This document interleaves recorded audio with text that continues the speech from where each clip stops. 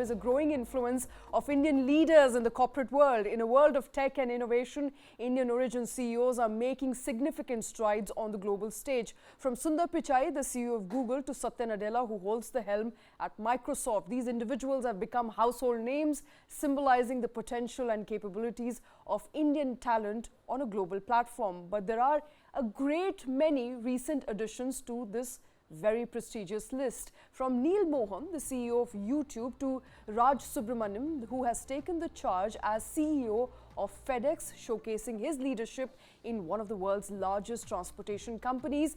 Anjali Sood, leading the online video platform Tubi as its CEO, and Devika Bulchandani, the global CEO of Ogilvy. Indian origin executives are leading tech and IT giants all across the world. What is the leadership template here? Let's discuss that. My colleagues Kartik Malhotra as well as Rakesh Khar here with me in the studio. Good afternoon, gentlemen.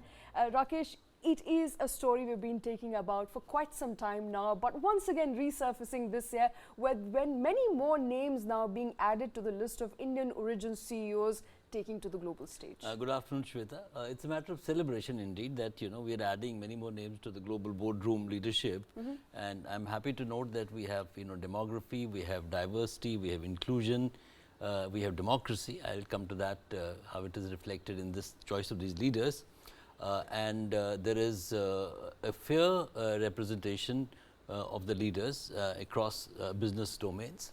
I would have loved to have many more in the non-IT domain. It's still dominated predominantly by the tech piece. It has to get much more diverse. Many more women need to come into the pack. And also, like Manipal suddenly looks grand when we talk of the IT pack. We need many more Indian institutions to throw such names so that they take the top leadership. To my mind, I attribute this very, very sterling quality to three key very, very distinct attributes of Indian origin, leaders. So I call it SQ, EQ, IQ. Spiritual quotient, emotional quotient, and the intelligence quotient. These are three, the whole world that rules at this stage has IQ, but the SQ and EQ are two very, very distinct Indian identities. And they play in many ways, essentially the world at that level is about navigating conflict. And conflict is inherent to the boardroom. There are, expectations mismatched between shareholders, promoters, and then, CEOs down the line, the leadership. So in that sense, your ability to navigate conflict, navigate expectations is of huge importance. Having said that, I'm looking forward to Kartik's opening words, but I think there is, there is a reason to celebrate, but there's also a limit to celebration.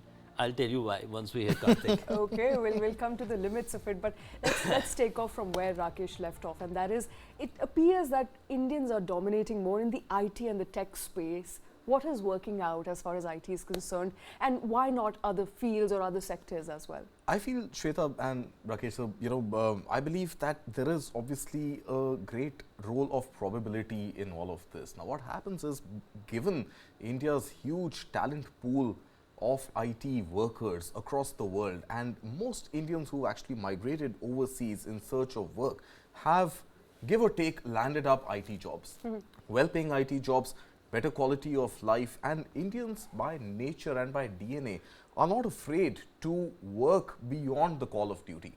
I think we've lived in economies of scarce. We've lived, with not too much wealth at the disposal of most Indians, and Indians who have been able to find a job, and more so find a job abroad with a big brand, with a large company, find it incumbent upon themselves to prove their worth. And by way of proving their worth comes extra working hours, longer working hours that they put in, the ability to be able to grab more work, attract more work coming their way, and the base effect that so many IT workers land up in the US looking for IT jobs.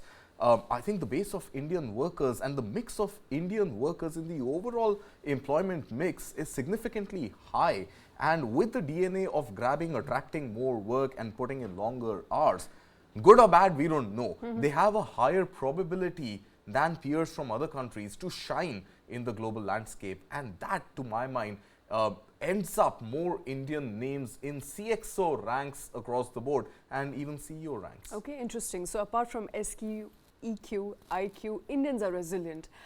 Indians believe in working harder and striving to achieve their dreams in a longer span of time, probably by the way of how Indians are made, their DNA, the fact that India has been for a very long time a country which has had scarce resources, as Kartik pointed out. So we had to fight for it, and we continue to do so even when we go out on a global stage. I believe a lot of young people looking into this conversation today would also be wondering why the brain drain. Why can't we hold these leaders back in India and ensure that they lead India into a developed economy? Fair question. That's why I said there is a limitation to the celebration. I think, Kartik talked about the probability for greater IT inflow, but I was also thinking when he was speaking, if you look at a decadal leadership across business categories, for quite some time, the Exxon Mobils of the world ruled the market cap, the boardroom, the GDP contribution. Now, for quite a foreseeable future and also present, it is led by the IT pack. And within the IT pack, there is a churn. An Alphabet takes over, NVIDIA comes in. So in that sense, for quite some time, many more Indians will continue to rule the IT pack. And we do hope that, the Starbucks of the world and, FedExes, which are in the non-IT pack, also Chanel, for instance, will contribute to the non-IT pack. Look, I have been a keen watcher of the diaspora, brilliance. It manifests itself, Shweta, in many ways. The love for India is obviously no less, it's more in a way, because there's a lovely proverb in the Indian context: when you are at a distance, the love quotient increases. Okay. When you are close in a family, like a joint family, it decreases because you are available. In that sense, they look at India from a distance and love it even more. But this love permeates certain very, very, few quarters. And its cricket is one unifying factor, celebration and marriages, the emotional quotient again comes into play here. Now, when we look at why I am a little disappointed, is the reason that you raised this question. It's a very valid question, because why is it that we not been able to stop them here? That, to my mind, could be debatable. Should we stop them here, or should we get them back to run big ticket companies in India? So that raises again two very fundamental questions. The biggest company in India today is RIL. Look at its turnover and look at a turnover of, say, an Alphabet, or the 10th number in that order. So we need to do, we did this 14 India Things Today Summit at, News9 Global Summit. We raised this issue about India poised for the next big leap. I think within that ambit, it's extremely important to desire and aspire and work towards that we have companies of that scale, at least half of that scale in the next 5 years. GDP is a term which, we all are so happy or obsessed with. But when it comes to moving to real business, tangibles, you have to build companies of that scale. Absolutely. When you build companies of that scale, it is possible, and it may be attractive enough for a Sundar Pichai to come back home. Absolutely. And not just be invested in a marriage or watch a cricket match. All right, absolutely, makes sense. But I think that begs a very important question. Are we matching up to the world leaders when it comes to innovation? Do we have enough startup building ecosystem that sustains the momentum of startups perhaps becoming multi-billion-dollar companies like a Google or a Microsoft? Do we have a conducive work environment? Are we getting there, Kartik? So I believe, Shweta, a lot of this actually boils down to access to capital, right? Which are the regions in the world which are attracting top capital? And top capital is going to attract the top minds. I think at the end of the day, it boils down to the fact, where are VCs putting their monies? And we are talking about startups right now, because at one point, each of these companies which are flashing on your screens right now have been startups. So Google was a startup, Starbucks, of course, was a startup in a different era.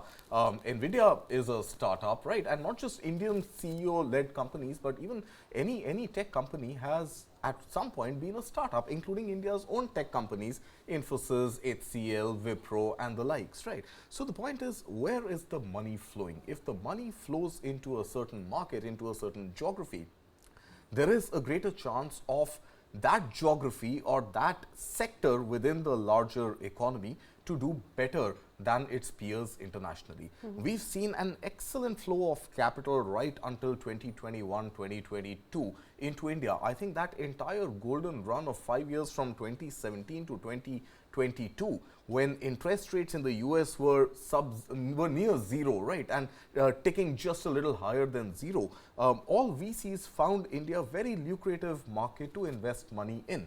And We had some shining examples which made their mark not just in India but also globally. If you think of, let's say, companies like Freshwork, Girish Mathrubooman has listed his company on NASDAQ. 20 years ago, in fact 23, 24 years ago, Deep Kalra had listed Make My Trip on NASDAQ. Even prior to that, late 90s, Infosys was listed on NASDAQ. So the point I'm trying to arrive at is that if there is flow of capital and if there is access to good capital, cheap capital and good capital, then Indians have the ability, like any other entrepreneur anywhere else in the world, be it Israel or US, to build scalable companies. Right? It's not a question of why those companies are not being built in India. I think enough and more great quality companies have been built in India. Many of them have sustained more than 100 years. Talk about ITC, talk about Oberoi's, talk about Bajaj, talk about Dabur. These are great shining examples, Parle. These are shining examples of good quality companies built in India which continue to have Indian leaders. I think the more pertinent question is, are we able to build enough multinational organizations? Okay. So we've built excellent Indian companies which have done very well in India or have branched out with other brands, other brand names to other parts of the world, Godrej being a fine example of that. But the point is, have we been able to make present day relevant Indian MNCs? Fair enough. Unfortunately, the answer to that so far is not much. All right, and before Two I wind up, perspectives there, how do we build those MNCs? Well, yeah, first of all, one is investment, capital. The other thing is that you have to build winnable products which have global application. For instance, Qualcomm, it built a chip which has to go into each and every phone. So there are assured returns, and that world is your market. In that sense, that scale and that capability to produce a product which has a global application. Like Jio's SIM card, if they continue to hold forth at that market share, they have a global template in place. Right. Maruti, for instance, I have raised this issue, directly with R.C. Bhargav and, the other leaders over the last decades. Is Maruti rightly positioned as a sibling to take over the parent? So can Maruti buy Suzuki and become a global company? It is driving already the global profitability and sales of Suzuki. So, but, these examples are far and few. So that's where the problem is. So investments, and second, have products which have global appeal.